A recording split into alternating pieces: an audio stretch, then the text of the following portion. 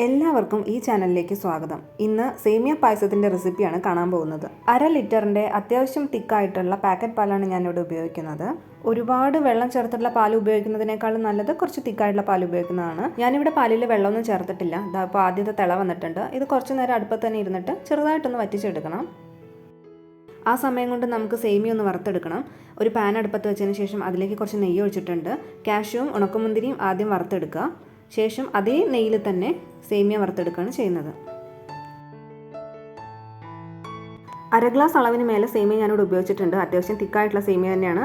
ഇടവിടാതെ ഇളക്കിക്കൊണ്ടിരിക്കണം. ഒരു light brown shade ആകുമ്പോൾ അതിലേക്ക് ചൂടുവെള്ളം ഒഴിച്ചു കൊടുക്കുകയാണ് ചെയ്യുന്നത്. ഈ വെള്ളത്തിലിട്ട് സേമിയ ഒരു 80% വേവിച്ചെടുക്കണം. ബാക്കി 20% നമ്മൾ പാലിലിട്ടാണ് വേവിച്ചെടുക്കാൻ പോകുന്നത്. സേമിയയിലെ വെള്ളം കുറേശ്ശെ വറ്റിയിട്ടുണ്ട്.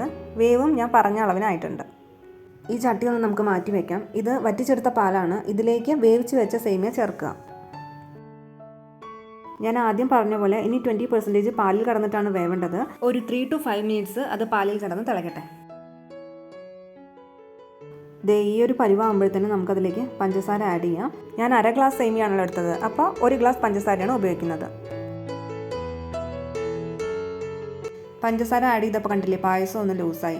ഇനി പഞ്ചസാര ആഡ് ചെയ്തിട്ടും പായസം തിക്കായിട്ട് തോന്നുകയാണെങ്കിൽ ഒരിക്കലും വെള്ളം ഒഴിക്കേണ്ട, പാല് ചൂടാക്കി ഒഴിക്കാൻ ശ്രമിക്കുക കേട്ടോ. ഞാനിവിടെ ഏലക്ക ചതച്ചിട്ടിട്ടുണ്ട്.